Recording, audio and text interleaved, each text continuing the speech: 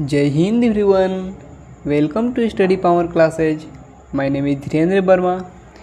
Student, आज group D के previous year question को आज क्लास 3 होगा। स्टूडेंट, आज तीसरा दिन हम लोग ग्रुप डी में पूछे गए कुछ क्वेश्चन को सॉल्व करेंगे, मैथ्स क्वेश्चन को। तो चलिए स्टूडेंट, क्लास को हम स्टार्ट करते हैं।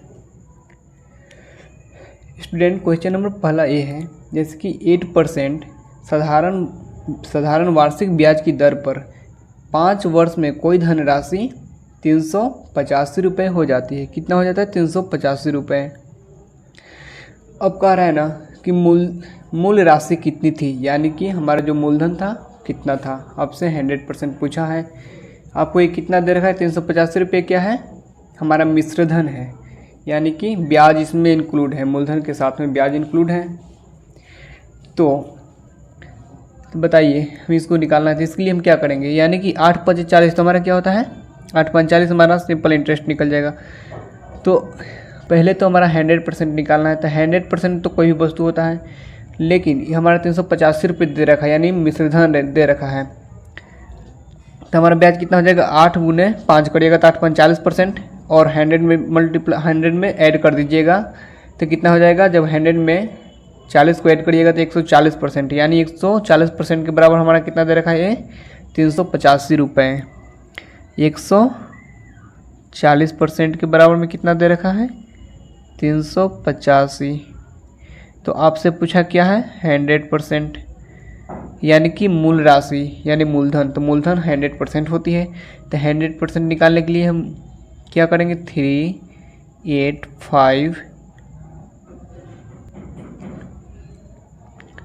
385 डिवाइडेड 140,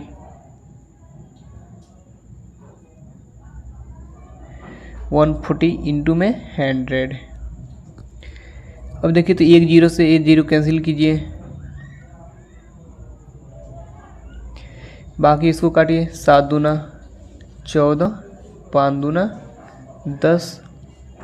अब फिर इसको 7 से कैंसिल करिए, इसको 385 को, तो 7 5 35, और फिर 7 5 35, यानी 55 बार में हमें कटेगा। अब इसको मल्टीप्लाई कीजिएगा तो क्या आएगा? 5 5 25, और फिर 5 5 25 और 2 27, यानी 275 रुपये क्या आ गया हमारा? मूल राशि। हमारा आंसर कितना हो गया? 275 रुपये। Option number A. चलिए नेक्स्ट क्वेश्चन को सॉल्व करते हैं। देखिए बच्चों, इस क्वेश्चन में क्या बोल रखा है?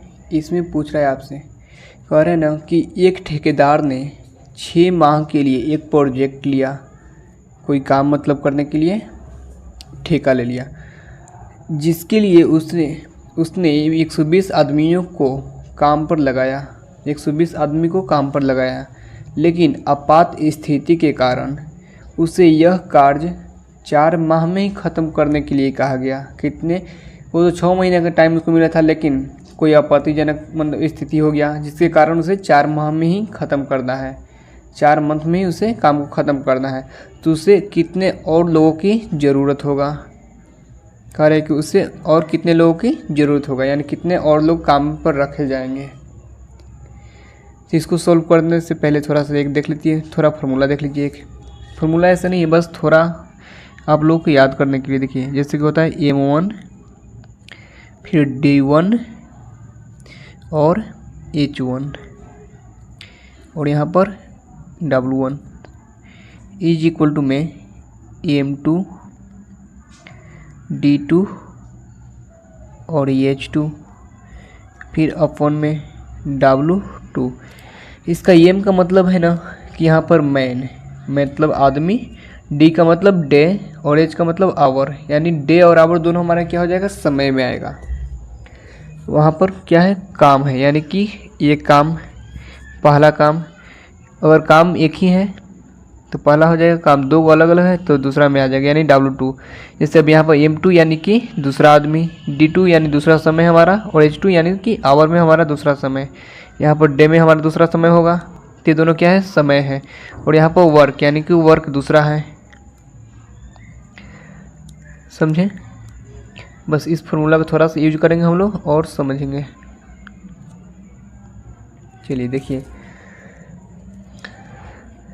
यहाँ पर हमारा क्या दे रखा है, 6 मंथ यानी टाइम हमारा 6 दे रखा है, यानी M1 यहाँ पर D, ये दोनों मिला के हमारा क्या हो जाएगा, टाइम में आ जाएगा। और आदमी हमारा कितना दे रखा है, 120 दे रखा है, आदमी हमारा 120 है, 120 हम यहाँ पर ले लेंगे।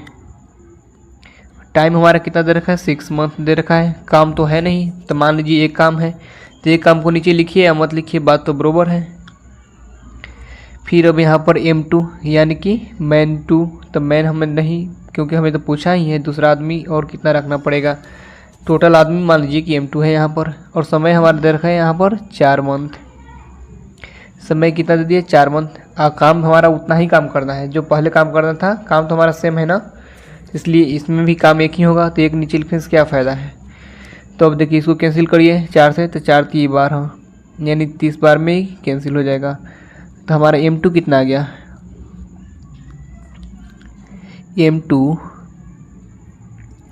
इज इक्वल टू में कितना हो जाएगा, M2 इज इक्वल टू में 36 18, यानी 180।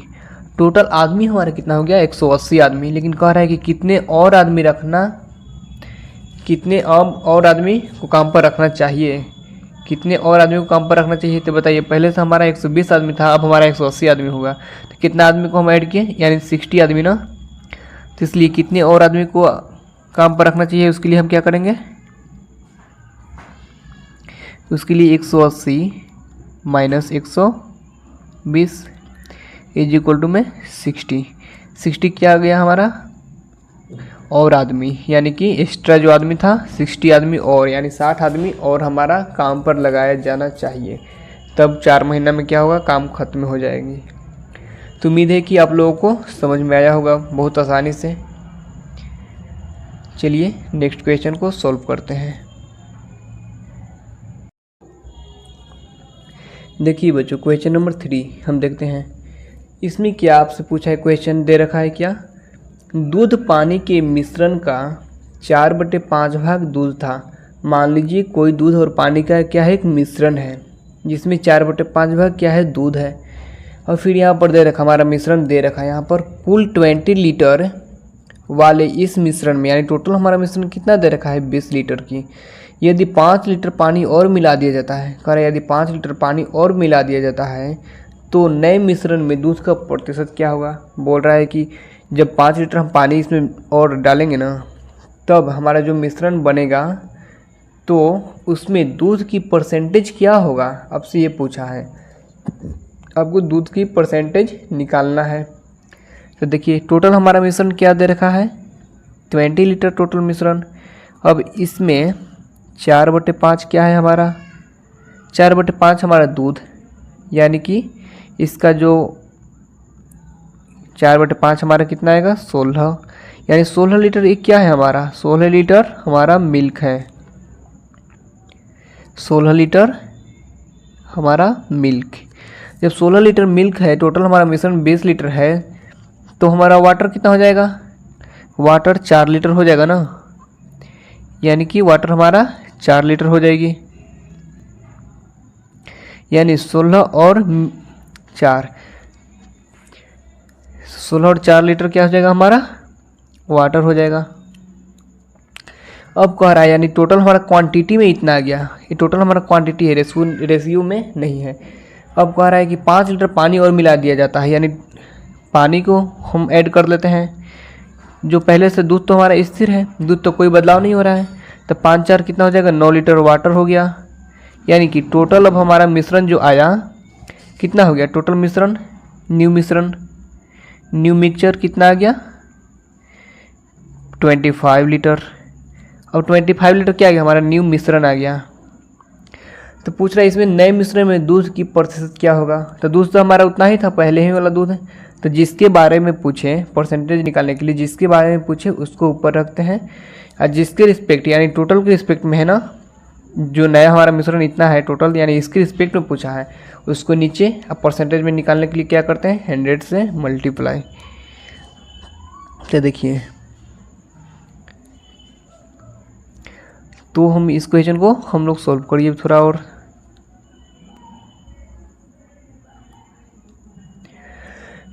किसके बारे में पूछा है? हमारा न्यू मिश्रण, यानी कि न्यू मिश्रण में मिल्क का परसेंटेज। तो मिल्क का परसेंट आपसे पूछा है, तो मिल्क के बारे में पूछा है, तो मिल्क को ऊपर रखिए और नीचे किसको रखिएगा? 25।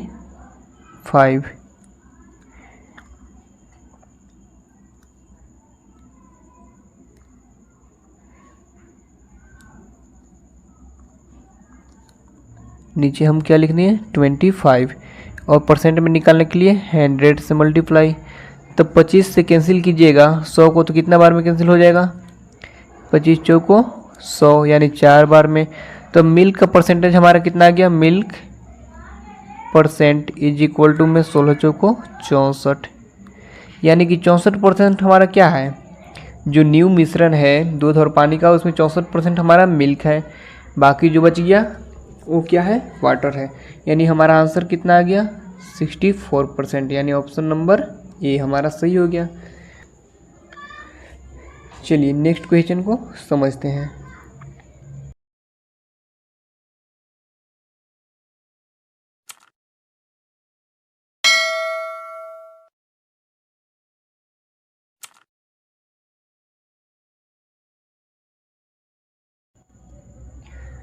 देखिए बच्चों, इसमें क्वेश्चन बोट और स्ट्रीम का क्वेश्चन एक दे दिया।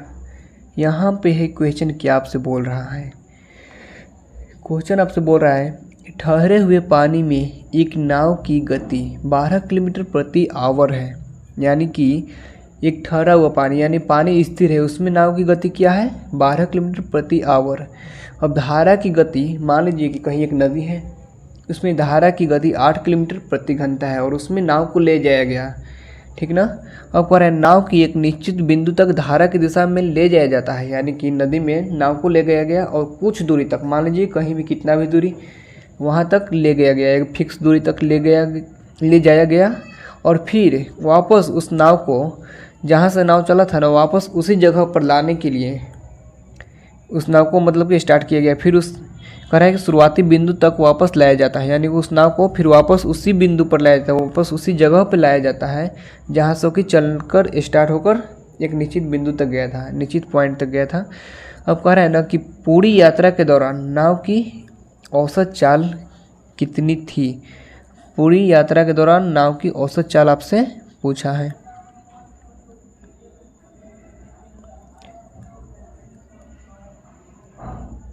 देखिए इस क्वेश्चन को हम लोग आसानी से सॉल्व करते हैं। हाँ तो देखिए, तो इसके लिए हम क्या करेंगे? पहले देखिए हमें धारा की दिशा में नाव की चाल निकालना है। तो धारा की दिशा में नाव की चाल कितना हो जाएगा? यहाँ पर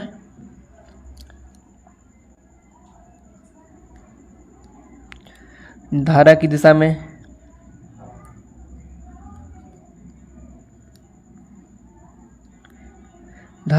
में हमारा नाव की चाल कितना हो गया? 12 किलोमीटर नाव की चाल, अब प्लस में धारा की चाल हमको ऐड कर लेंगे, यानी कि 12 + 8 यानी 20 किलोमीटर। ये क्या हो गया हमारा? धारा की दिशा में नाव की चाल। अब धारा की विपरीत दिशा में,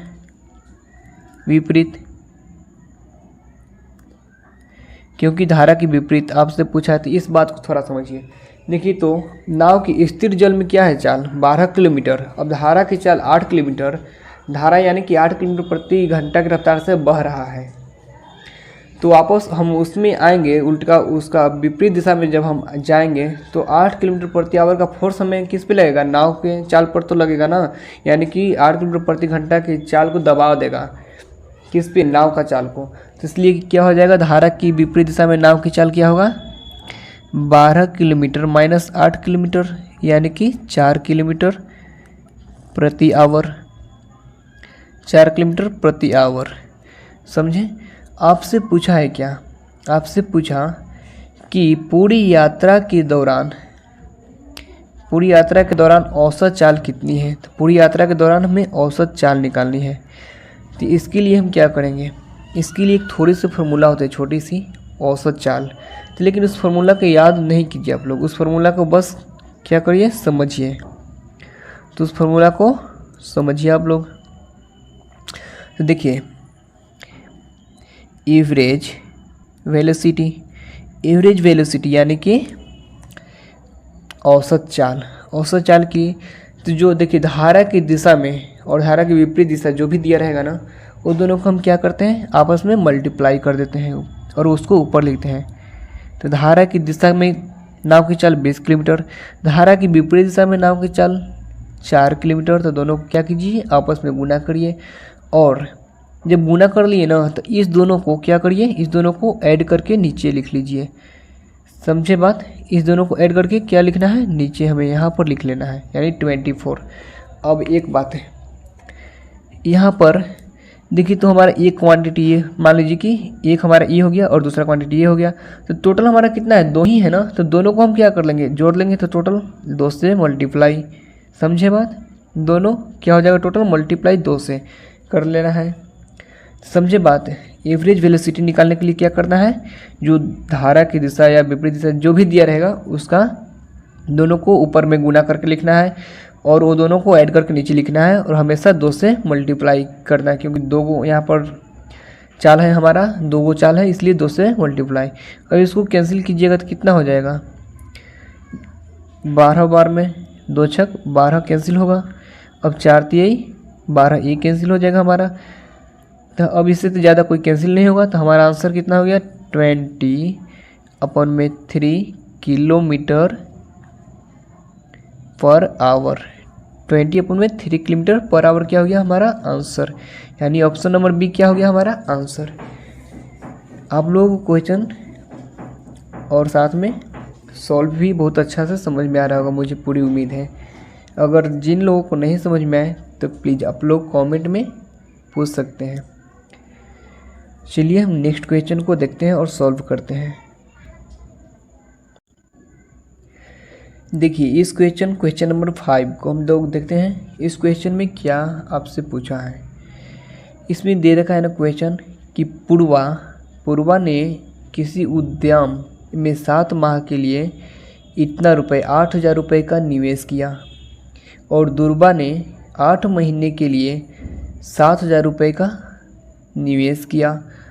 उनके द्वारा प्राप्त लाभ का अनुपात क्या होगा, यानी पूर्वा और दुर्बा दोनों को द्वारा जो प्राप्त लाभ होंगे उसका अनुपात क्या होगा, आपसे ये पूछा है क्वेश्चन। तो देखिए जब भी ऐसा क्वेश्चन दिया रहे, केवल टाइम दिया रहे, केवल टाइम और हमारा पूंजी दिया रहे, क्या हो, केवल कैपिटल और हमारा टाइम दिया रहे, तो अब तब इसके लिए हम क्या करते हैं, हमेशा टाइम और जितना पूंजी रहता है उसमें क्या करते हैं, मल्टीप्लाई करते हैं। तो उससे क्या हमारा लाभ आ जाएगा, यानी कि पर मंथ 8,000 रुपये लगा रहा है। तो जब कोई व्यक्ति पर मंथ 8,000 रुपये लगा रहा है तो 7 महीना में कितने रुपये उसके पास हो जाएगा बताइए। 7 महीना में उससे यानी कि मल्टीप्लाई कर दीजिएगा कि नहीं, 7 माह में जितना हमारा पूंजी था पर मंथ का उतना मल्टीप्लाई कर लीजिएगा, तो क्या हो जाएगा, हमारा उतना लाभ आएगा, जो भी आएगा हमारा क्या आएगा, लाभ आएगा। तो देखिए तो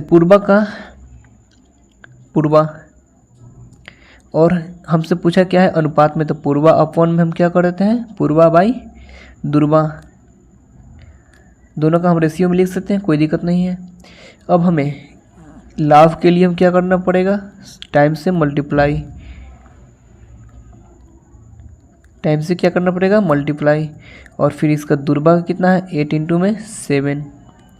अभी देखिए तो 30 से 30 क्या होगा, कैंसिल हो गया हमारा, 8 से 8 कैंसिल हो गया और 7 से 7 कैंसिल हो गया। तो हमारा रेशियो कितना आ गया, 1/1, डेट इज 1:1 का क्या आ गया हमारा, लाभ का अनुपात हो गया। एकदम सिंपल सा क्वेश्चन था। उम्मीद है कि आप लोगों को पूरी अच्छी तरह से समझ में आया होगा ये क्वेश्चन। और लास्ट क्वेश्चन था स्टूडेंट। अब नेक्स्ट वीडियो में हम लोग अगला क्वेश्चन और सॉल्व करेंगे, क्योंकि बहुत ज़्यादा वीडियो लंबा ना हो जाए, इसी कारण से 5 ही क्वेश्चन को सॉल्व करते हैं daily. Thank you student, thank you for watching all student. चलिए नेक्स्ट वीडियो को हम लोग अगला दिन देखते हैं।